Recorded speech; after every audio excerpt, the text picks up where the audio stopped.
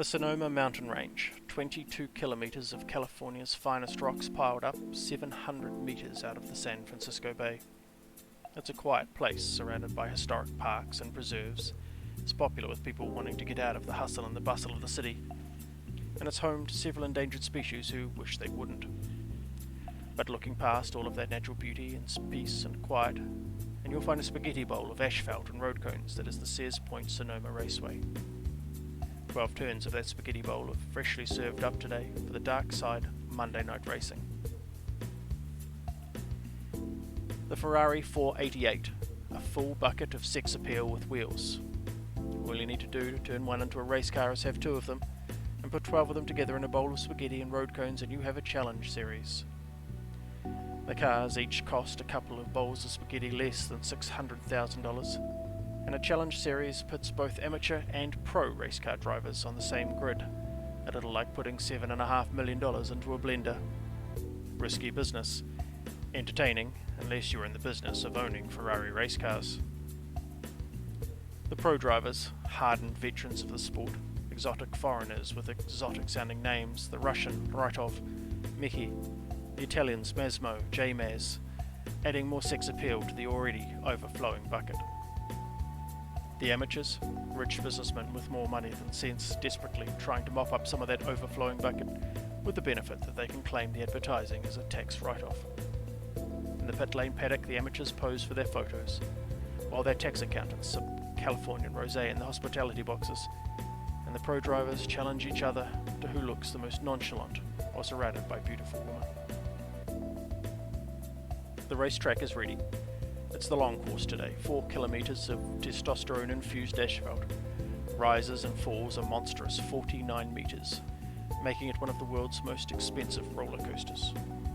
Drivers will torture their 3.9-litre twin-turbo-powered Ferraris up and down and around this roller coaster in 2 races, taking about a minute and a half to thread a very expensive needle between the concrete walls at nearly 300 kilometers an hour. Of course, the pro drivers will do this while looking cool. The track workers are ready to help out those amateur drivers who are not quite so good at sewing. 2 races today. Firstly, the sprint. The first race of the series, and drivers are nervous, sizing each other up. The second race is an endurance, and the Californian weather is looking distinctly un-Californian. On pole position, Scuba in car 12, Carporn Racing. He qualified first, but more importantly, in the eyes of more emotional drivers, he won the nonchalant steering competition.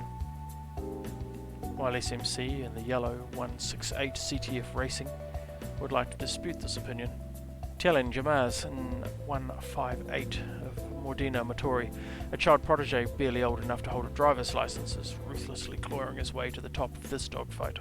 Countryman Mazo, the senior citizen driver, in car 24 for Vamashita Racing.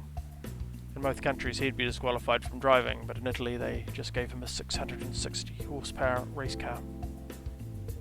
The Russian Rytov in car 69 for NASA Italia. Lumpa in car 97 for Rosso Corsa, a fiery reputation both on and off the track.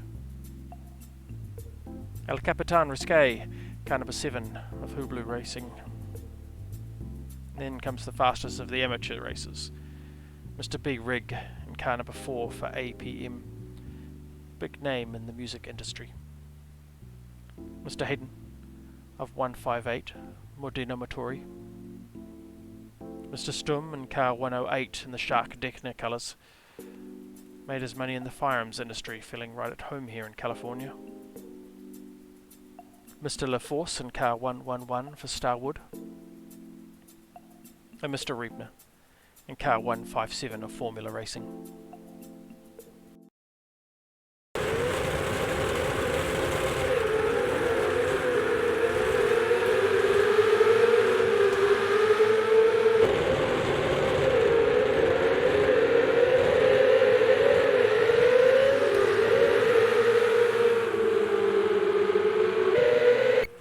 Over 2,000 horsepower held back by single red incandescent light, and then they are not. And of the 47,000 seats at Sears Point, as his expensive Italian artworks leap off the line, I don't think anyone is even using a single one of them.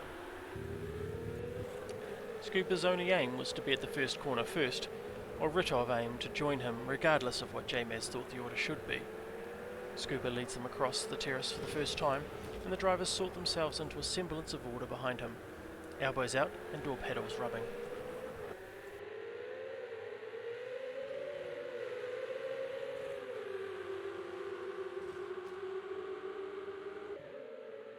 Down through the carousel, James challenges Ritov about the running order. He didn't do all that hard work in qualifying just to drive in 5th place, but Ritov either couldn't understand him or chose not to listen. 3 wide into the upper hairpin was never going to work, and to James's growing frustration, Limpar and Risqué also failed to understand that he wanted to be closer to the front. Fortunately, the word dive bomb is easily translated into Italian, so Risqué thought he'd explained himself fully.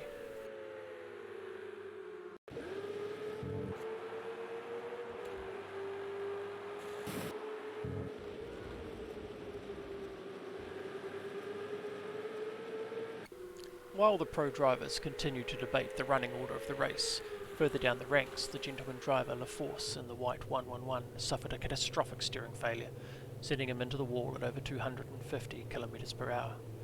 Conveniently, for everyone concerned, it is only a short walk to the pits from there, and both LaForce and his Ferrari were quickly recovered, and both given the immediate attention they required.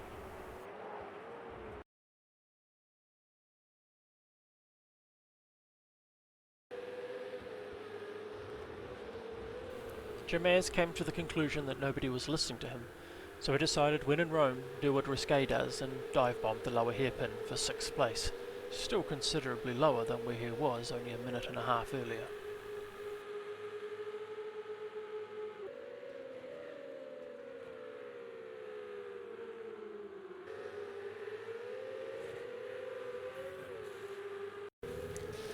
James decided lap 2 was the real start of the race and immediately began closing in on Limpur. Limpur, in an act of desperate defending, destroyed the 100-metre braking marker on top of the terrace, hoping to confuse the young Italian driver. It didn't work, and James set the light blue cruise missile sights further up the field. This was more of what he had intended the race to look like from the very start. In the lower orders, Stu M thought this move looked like a good idea and repeated it on Hayton when he went wide, probably confused by the missing 100-metre braking marker. While Limpur found his dusty tyres lacked traction through the carousel, and making them dustier still probably didn't help. Before the race, Mazzo's crew chief Jim confided that they thought their Ferrari was faster with the traction control switched off, and although this was true, it did come with some unfortunate consequences. The speed of Mazzo's Ferrari was good enough for 3rd, but the road holding was only good enough for a much lower order. James now considered the race to be properly started, and that 3rd place was more suited to his talents. He slid past the Russian Ritov on the inside, making it look easy. Ritov took exception and reminded James that nothing is easy.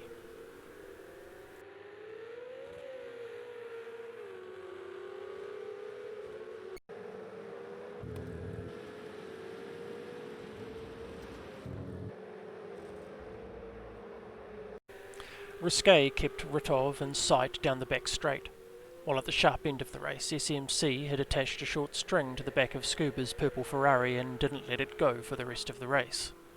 Just behind them, Limpur had finally scrubbed his tyres clean of dust, and thought it was time to remind Risqué that 5th place was rightly his, and could he have it back again, please. This was a subject they would discuss at length for some time to come.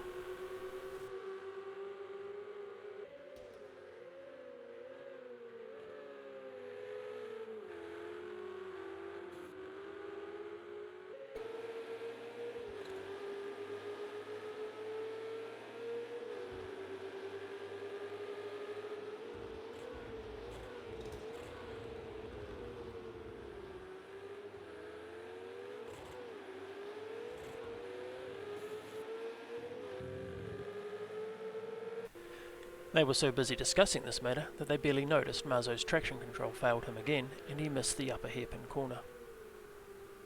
However, it didn't go unnoticed by Stu M, Hayton or Reaper, who each gained a position. Mazzo rejoined the racetrack. His very expensive Ferrari suddenly wasn't, and his position in the race now much lower than his paycheck would have suggested. However, as all good pro race drivers know, the sponsors love it when you win, or do something spectacular to get you on TV.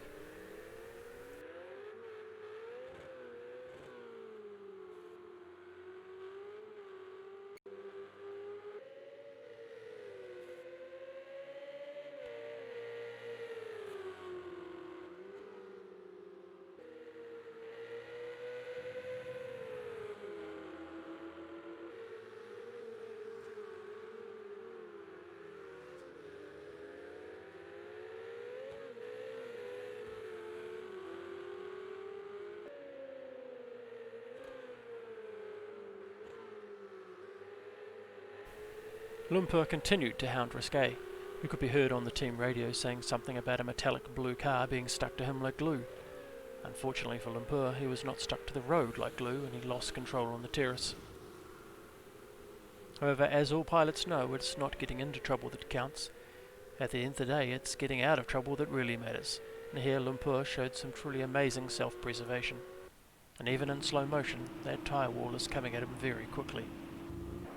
The timing board showed Lumpur slowed down for a couple of corners after that.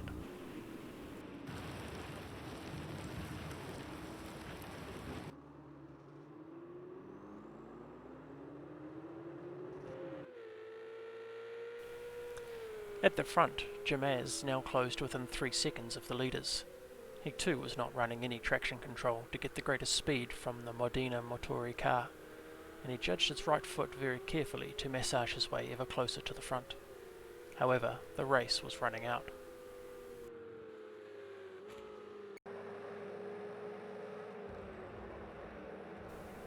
Not far behind him, Hayden in the other light blue Ferrari gave a demonstration of just what James was risking, pushing his car just a little deep into the upper hairpin and using just a little too much throttle on the way out.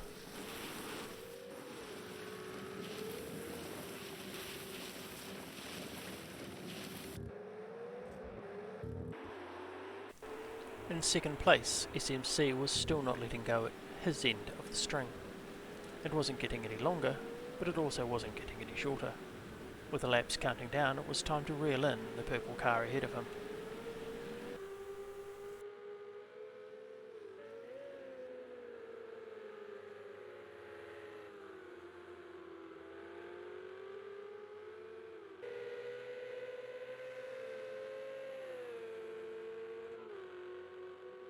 This sparked a similar response from Scuba, who turned on his lights to let the backmarkers know that the race had really only just begun.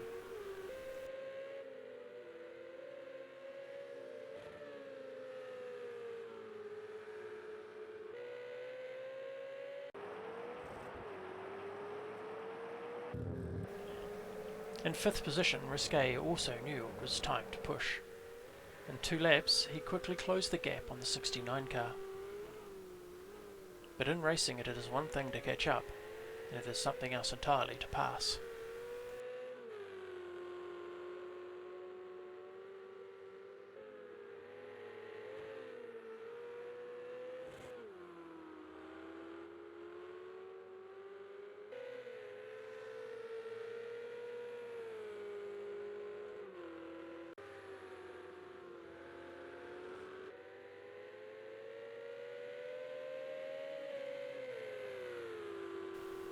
The final lap, and now everyone had stopped pretending. Feet were flat and knuckles were white, and it was hard to know which car to watch. Scuba held his lead down the back straight. He held it through the hairpin, and he held his nerve all the way to the line.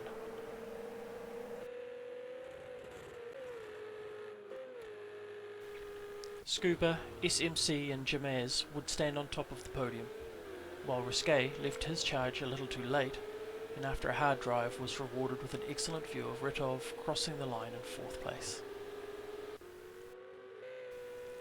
Lumpur's adventure finished him in 6th, while the first amateur driver home was Stu M in 7th.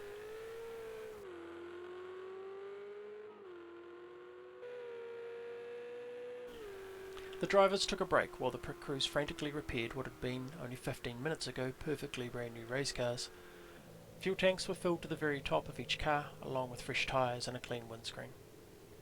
The warm-up race was over, and now it was time for the main event, the endurance race. And then something very strange happened, at least in California. The gift shop ran out of umbrellas, and the drivers turned on their wipers.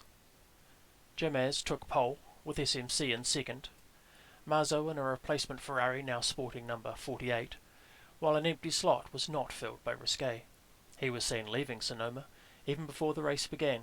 Something about equipment trouble, or maybe he just didn't bring his gumboots. The drivers at the back of the grid desperately searched for the lights, but ended up just starting when they saw the spray from J-Maz launching up the hill.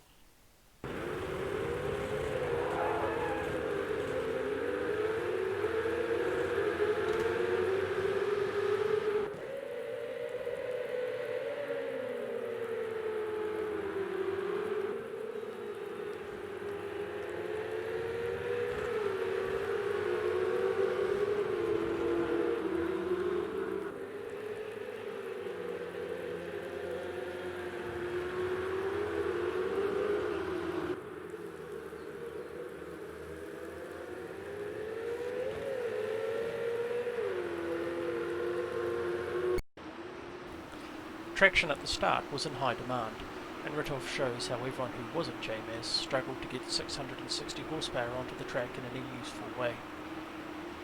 The drivers were all aware that endurance races are not won at the first corner, so with infinite patience they all waited until the carousel to beat each other into a line, just in time for the hard braking zone of the upper hairpin on a track that last saw rain in the early 1990s.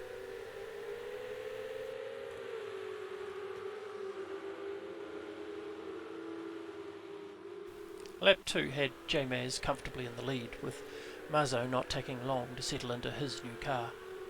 Scuba held third briefly, when he took a leaf from Lumpar's book and decided to destroy the 100-metre braking marker on the terrace. Everyone was very thankful that he had taken the opportunity early in the race to save them all the bother of having to do it themselves.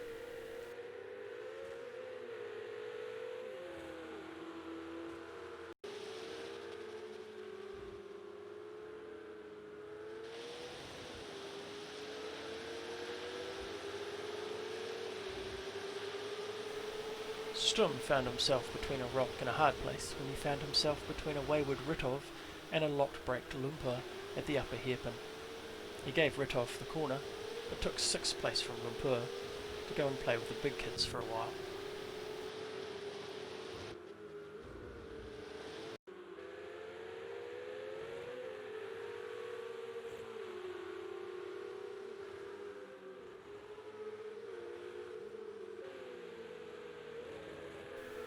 However, only a couple of laps later, Lumpur thought better of this arrangement and took the position back.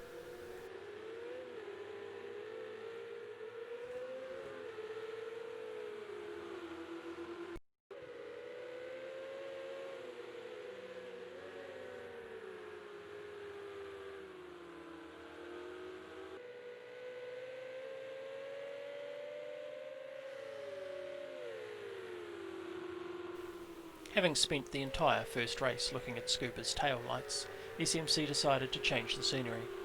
A brief loss of concentration from Scuba opened up third position through the lower hairpin. Now it was Scuba's turn to grab that piece of string, and he didn't let it go.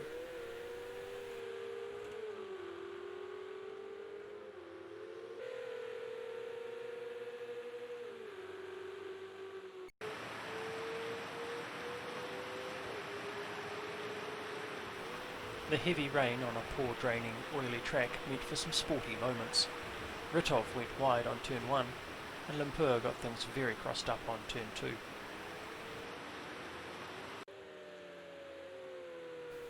However, just because you are barely in control doesn't mean you can't look cool doing it.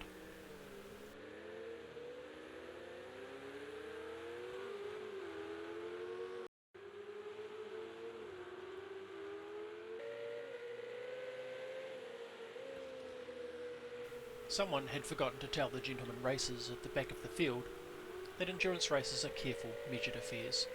They were battling closer than during the sprint race. However, as one driver explained later, whereas the sprint is about dive bombing, enduros are about waiting for the other guy to screw up first. It wouldn't take long.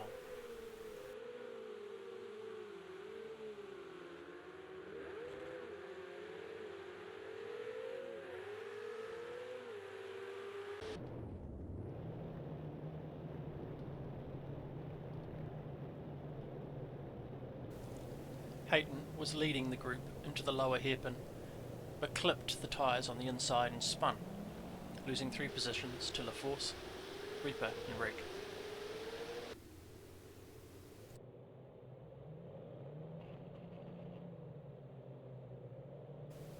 However, just because you're barely in control doesn't mean you can't look cool doing it.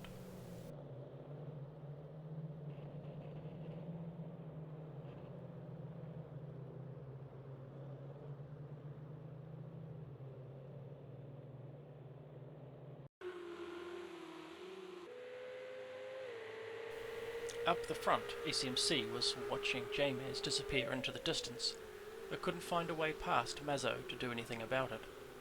Then Mazzo showed that sometimes even pro drivers can spin just like the amateurs, and let SMC and Scuba through into second and third places.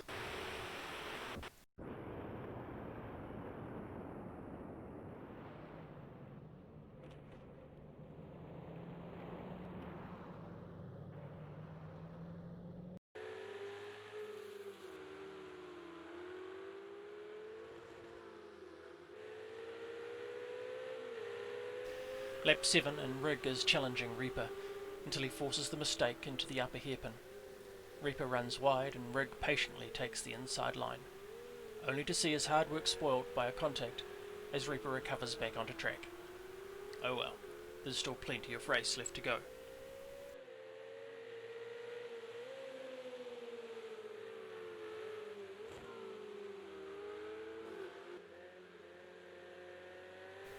Halfway through the race and SMC is still in hot pursuit of James, whose Ferrari is running like an expensive Italian designer watch, albeit running 4 seconds faster than anyone else's. However, SMC is playing the long game and he patiently and carefully stays within striking range of James.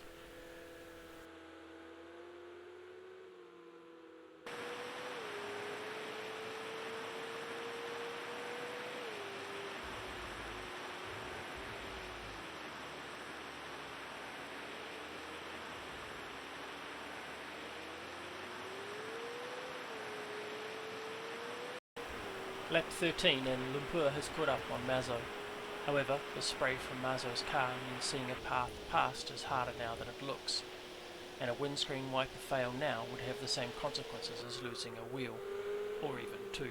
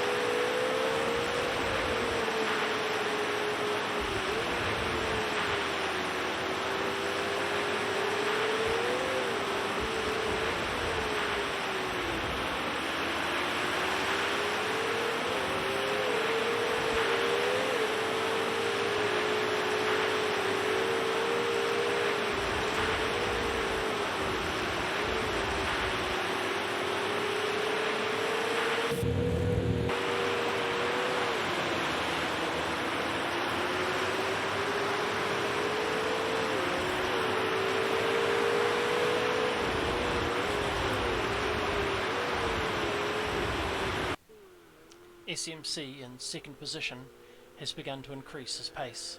He closes the gap by half a second on J-Maz each lap, metering out his tyres into the last couple of laps.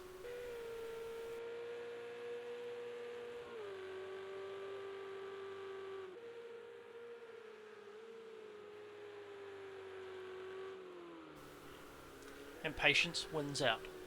SMC closes the gap to just half a second. Clearly his tyres are outlasting J-Maz's.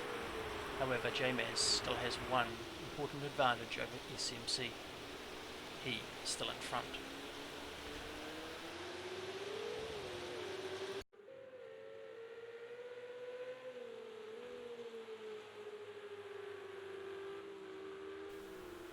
And then it's all on.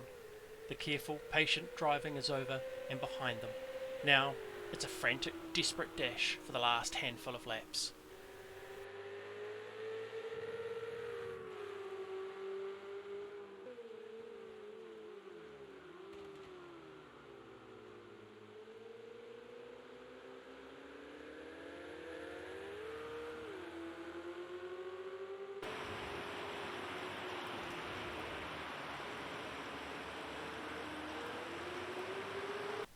The same urgency filters down to 4th and 5th positions, and Lumpa, season opening, dives to the inside on the lower hairpin.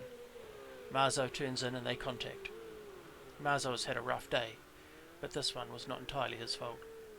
However, seconds later, Ritov and a back marker round up on the stranded Marzo, and on the team radio we hear Ritov get deeply religious just for a moment. We still have no idea how Ritov made it through that gap, but we have it on good authority that a fair amount of butt puckering was involved.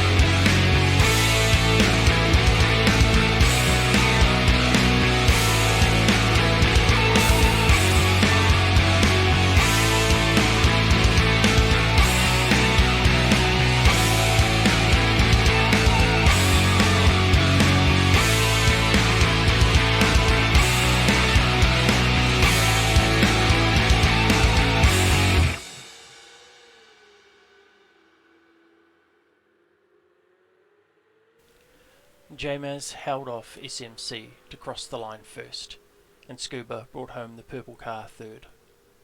Stu M in 7th was the first of the gentleman drivers, followed by Reaper and Hayden in 9th. The winners graciously accepted their trophies, thanked their sponsors and accepted their cheques, while the pit crews began picking up and loading the transporters. The track workers swept the broken glass and fiberglass and replaced the 100-metre braking marker board on the terrace. For the teams, it's only a short trip to the next event, 200 kilometres south, still in California, to a track forged out of an old swamp, where a disused elevator shaft was beaten into one of the world's most famous racing corners. In 1 week, these same drivers will be on the starting line at Laguna Seca Mazda Raceway to fight the same battles again, the same actors on a different stage. We will be there too, looking at the fast, the brilliant, and the lucky. We hope you will join us too. This has been a totally embellished account of the dark side Monday night racing at Sonoma Raceway.